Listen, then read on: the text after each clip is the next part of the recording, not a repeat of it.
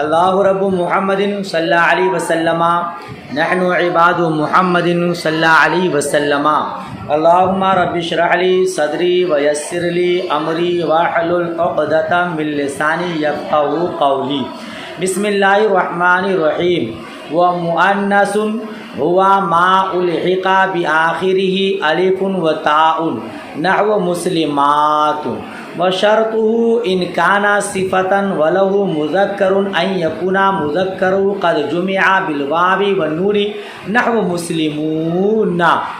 کل کے سبق میں آپ نے جمع مذکر سالم بنانے کا قاعدہ طریقہ پڑھا۔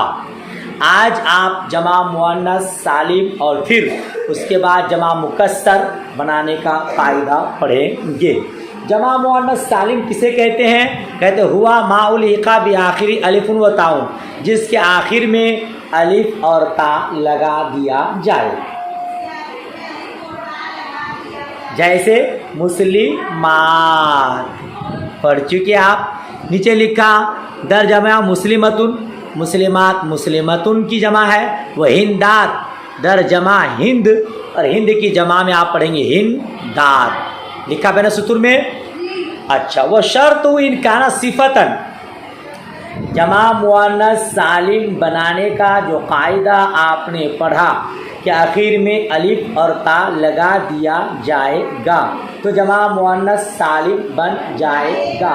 اس کے کچھ اقسام ہیں اور ان کی کچھ شرائط ہیں، یعنی جمع مؤنث سالم جو ہوتی ہے اس کا مفرد کبھی اس میں محض ہوتا ہے اور کبھی اس میں صفت ہوتا ہے۔ بولیے، جمع مؤنث سالم کا مفرد جو ہوتا ہے وہ کبھی اس میں محض ہوتا ہے، صرف اسم ہوتا ہے، اور کبھی اس میں صفت ہوتا ہے۔ اس میں صفت کا مطلب صفت کا صیغہ ہے نا، کیا ہوتا ہے؟ صفت کا صیغہ۔ تو اگر جمع مؤنث سالم جس کو بنائے ہیں اس کا مفرد اگر صفت کا صیغہ ہو تو اس کی کیا شرط ہے الف تا لگانے کے لیے، اس کو پڑھیے۔ کہتے ہیں وہ شرط ہو، یعنی الف اور تا بڑھا کر جمع مؤنث سالم بنانے کی شرط یہ ہے اگر صفت ہو، انکانا اگر صفت ہو، یعنی صفت کے صیغہ میں الف تا ہو، وَلَهُ مُذَكَّرٌ، اور اس کے لیے مذکر ہو، اَن يَكُونَ مُذَكَّرُ قَدْ جُمِعَ بِالْوَاوِ وَالنُّونِ، تو اس کا مذکر واو اور نون کے ساتھ جمع بنایا گیا ہو۔ یہ ہاں، یعنی اس میں صفت میں اگر الف تا لگایا جائے تو اس کی شرط یہ ہے کہ اگر مفرد اس میں صفت ہے اور تو اس مؤنث کے لیے مذکر ہو اور اس مذکر کو واو نون کے ساتھ جمع بنایا گیا ہو، جیسے مسلمون، جیسے مسلم، تو مسلمتن مؤنث ہے، مسلمتن، اور اس کا مذکر کیا ہے؟ مسلم ہے۔ اب مسلمتن صفت کا صیغہ ہے، نہیں ہے اس میں فاعل کا صیغہ، صفت کا صیغہ ہے، اور مسلمتن کے لیے ایک مذکر ہے اور اس مذکر کا جمع واو اور نون کے ساتھ بنایا جاتا ہے مسلمون، تو اب اس کے اخیر میں الف اور تا بڑھایا جائے گا اور بنایا جائے گا مسلمات۔ سمجھ شریف میں بات آئی؟ اسی طرح ہند کا جمع آئے گا ہندات۔ وَإِن لَّمْ يَكُن لَّهُ مُذَكَّرٌ، اور اگر اس کے لیے مذکر نہ ہو، اور اس کے لیے یعنی جمع مؤنث سالم کا مفرد اس میں صفت ہو لیکن اس کے لیے مذکر نہ ہو، فشرط اللہ یکونا مؤنثا، تو اس کی شرط یہ ہے کہ مؤنث تا سے خالی نہ ہو۔ اس کی شرط یہ ہے کہ مؤنث تا سے خالی نہ ہو۔ کیا مطلب؟ مذکر ہو مذکر نہ ہو، اس کو سمجھ گئے نا آپ؟ یعنی اگر حیوان مذکر جس کے مقابل میں ہو، یہ الف اور تا لگا کر اس کی جمع مؤنث سالم بنائی جائے گی جو مؤنث حقیقی ہو، یعنی جس کے لیے حیوان مذکر ہو. تو اگر یہ کیا اگر اس کے لیے مذکر نہ ہو، اس میں صفت ہے مگر مذکر اس کے مقابل میں نہیں ہے، تو اس کی شرط یہ ہے کہ مؤنث تا سے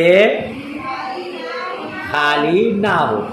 جیسے حائض، حامل.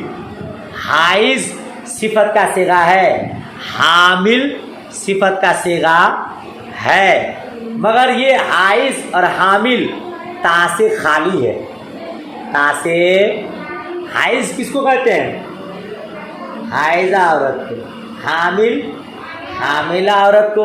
صفت کا صیغہ ہے اور تا سے خالی ہے. تا سے خالی ہے یہ، تو اب اس کے پیچھے الف تا نہیں لگے گا. جب تا سے خالی کیا بولے بھائی؟ اس کی شرط یہ اللہ یکونا مؤنثا مجردا عن تا. تو اس کی شرط یہ ہے کہ مؤنث تا سے خالی نہ ہو. مؤنث تا سے خالی نہ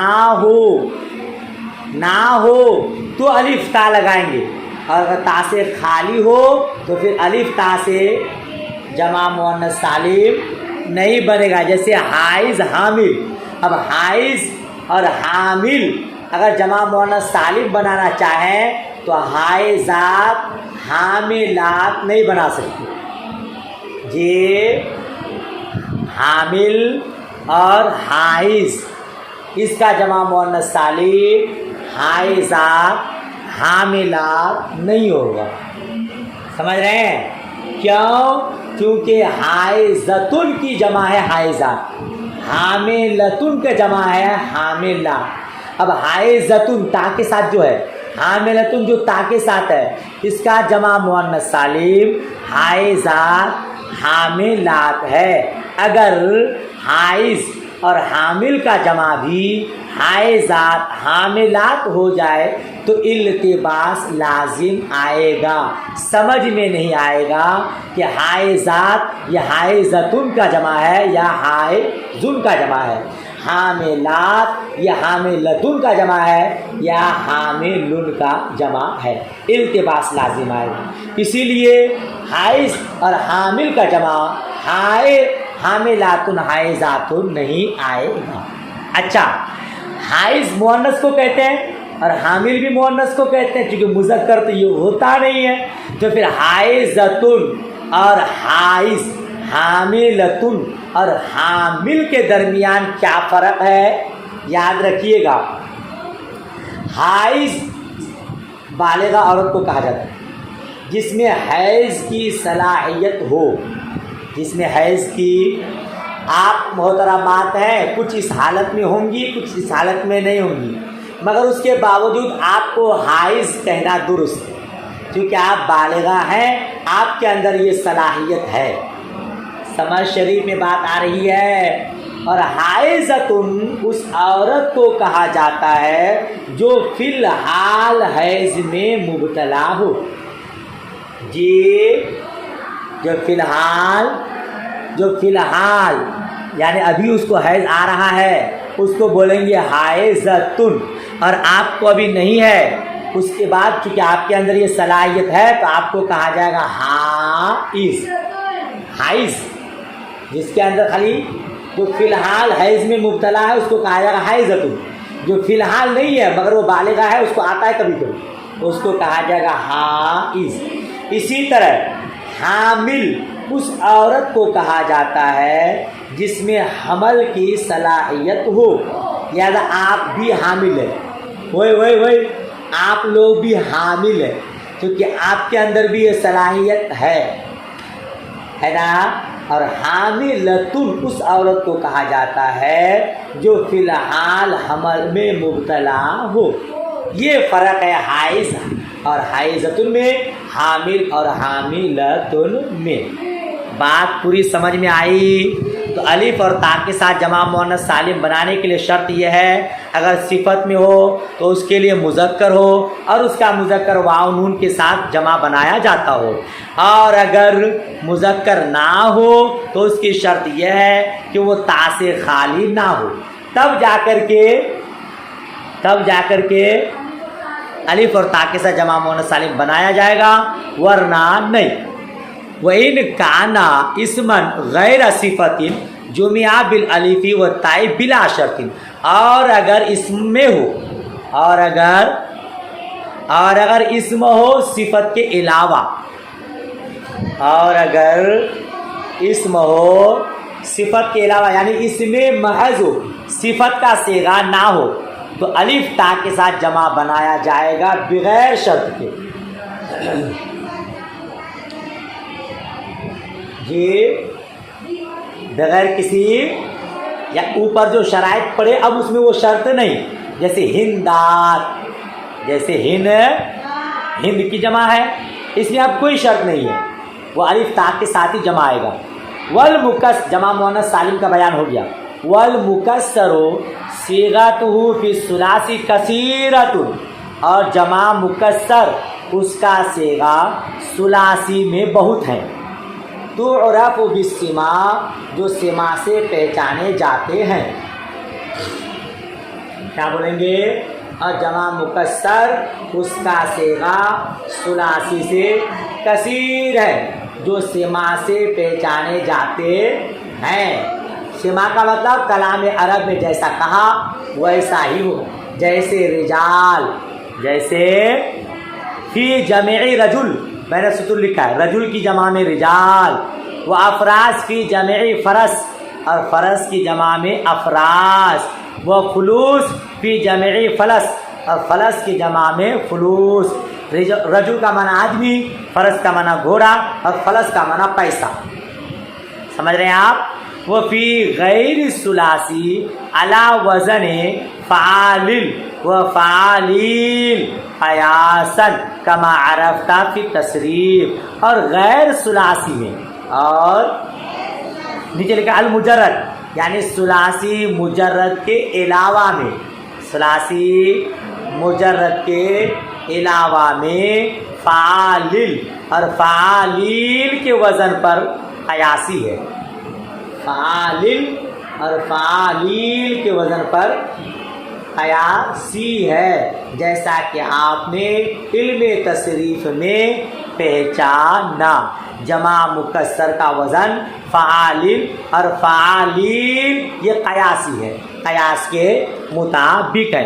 فعالیل کے وزن پر جیسے دراہم، درہم کی جمع دراہم، جمع مکسر قیاسی ہے، اور فعالیل کا دنانیر، جیسے دنا، دینار کی جمع دنانیر، یہ قیاسی ہے۔ کما عرفت فی تصریف، جیسا کہ آپ نے علم صرف میں پہچانا۔ ثم الجمع ایضا علی قسمین، پھر جمع بھی دو قسموں پر ہے، ایک جمع سالم اور جمع تکسیر پڑھ چکے، پھر جمع کی دو قسمیں ہیں، جمع قلت، جمع کثرت۔ جمع قلت، جمع قلت، جمع قلت، وہوا ما یطلق علی العشرۃ فما دونہا، جمع قلت جس کا اطلاق 10 اور 10 سے کم پر ہو،